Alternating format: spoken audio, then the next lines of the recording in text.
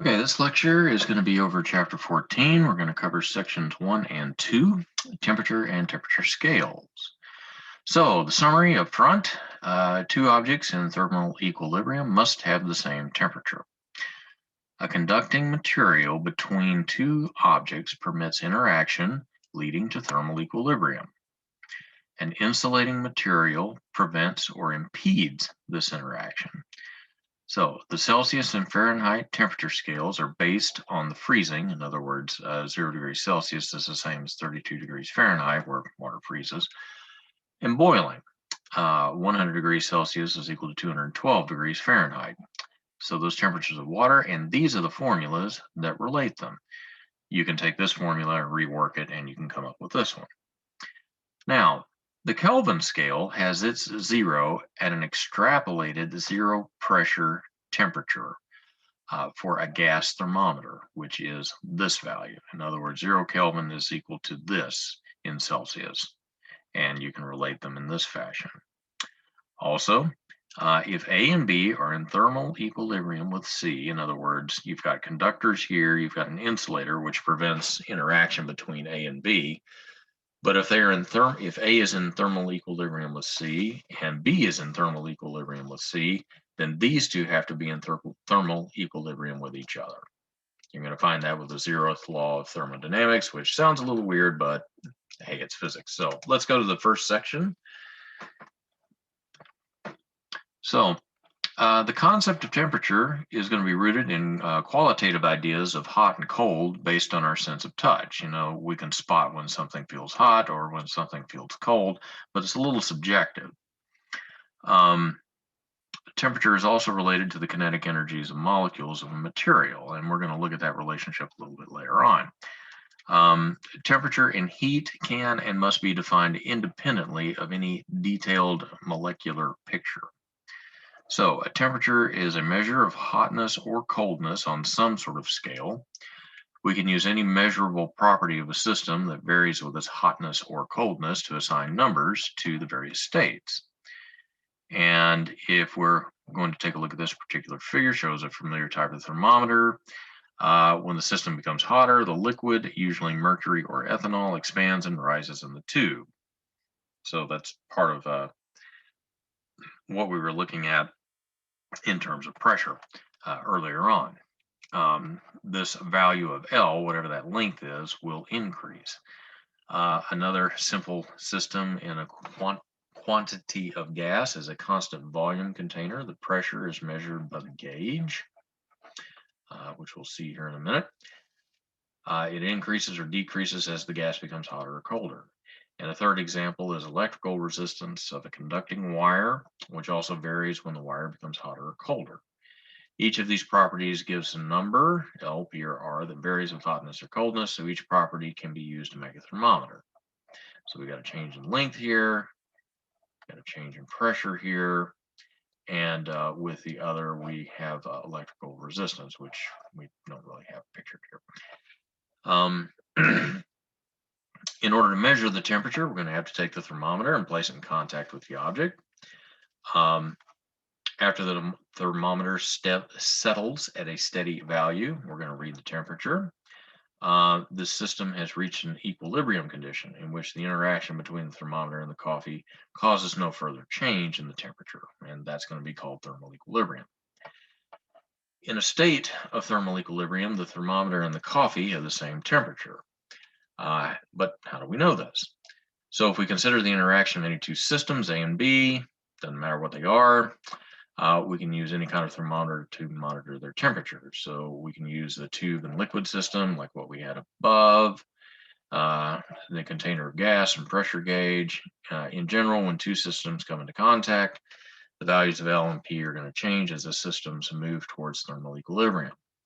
Initially, one system is hotter than the other, and during the interaction, each system changes the temperature of the other. If, however, they are separated by an insulating material or insulator, such as wood, plastic, foam, fiberglass, they influence each other more slowly. And an ideal insulator is a material that prevents no interactions between the two systems. It prevents the systems from attaining thermal equilibrium if they aren't in thermal equilibrium at the start. This is useful. I mean, for camping coolers, you obviously want to keep the cold stuff cold and the hot stuff hot.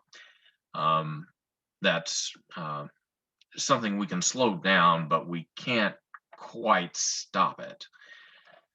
So the Zeroth Law of Thermodynamics, if you remember this picture from before, we've got systems A, B, and C. We've got a conductor here and here, so these two can conduct with each other.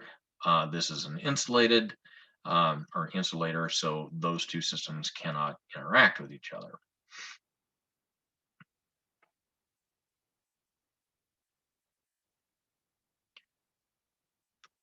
So the basic understanding here is two systems are in thermal equilibrium with a third system, are in thermal equilibrium with each other.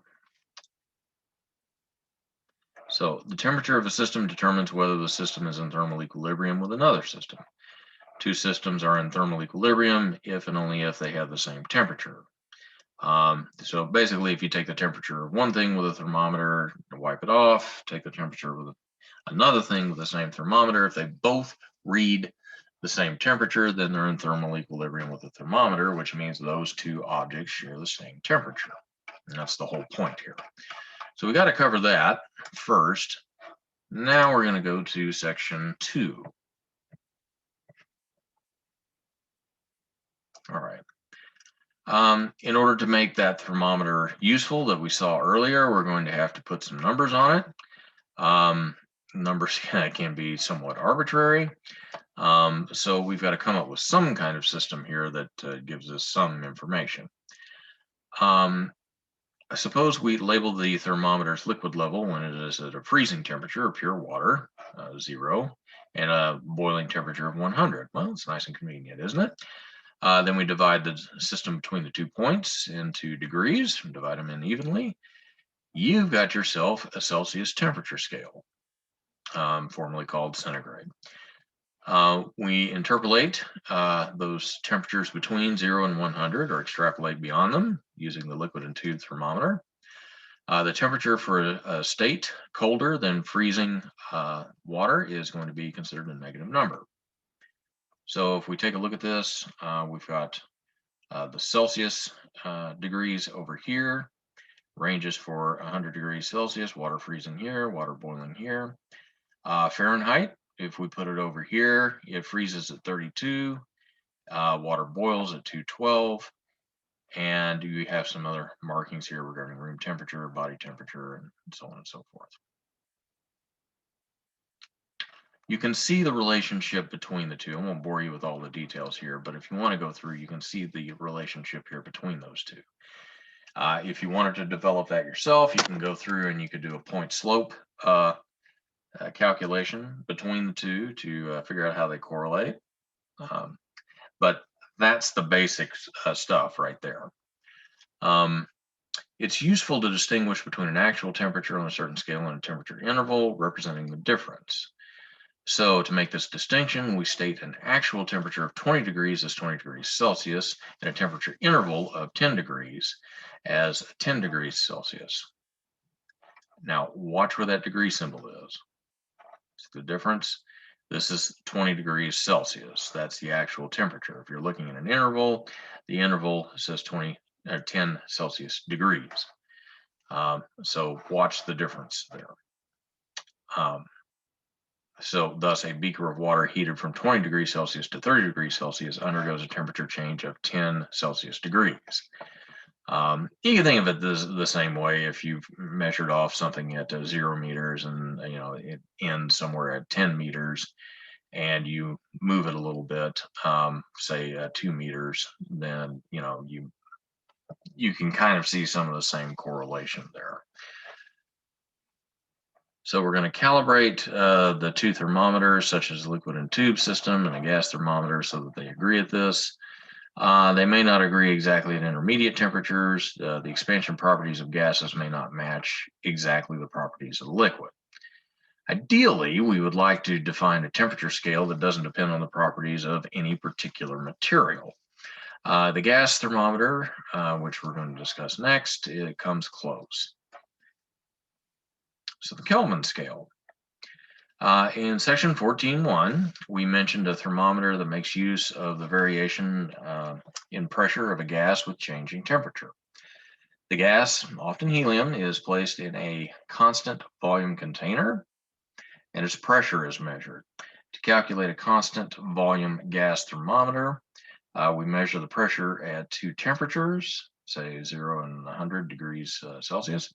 Plot these points on a graph and draw a straight line between them. There, from the graph, we can read the temperature corresponding to any other pressure. In other words, we get our pressure going up here, and we have the temperature readings, and then we can go through and we can extrapolate where this would go down to if the pressure were dropped to 0. We might expect this temperature would be different for different gases, but actually, as it turns out, it's going to be the same for many different gases, at least in the limit of very low gas concentrations. It ends up at minus 273.15 degrees Celsius. This is going to be considered to be absolute zero. Can't actually observe the zero pressure condition because gases liquefy or even solidify at very low temperatures. Then the proportional relationship between pressure and temperature no longer holds. However, we can use this extrapolation as a basis for a new temperature scale with its zero at that temperature. So the Kelvin temperature scale, named for Lord Kelvin, the units are the same as those for the Celsius scale. In other words, 1 degree increase for Kelvin is the same as a degree increase for Celsius. It's just that they shift the zero. This is how you relate them. Basically, temperature in Kelvin is the same as it is in Celsius, but you just add this value.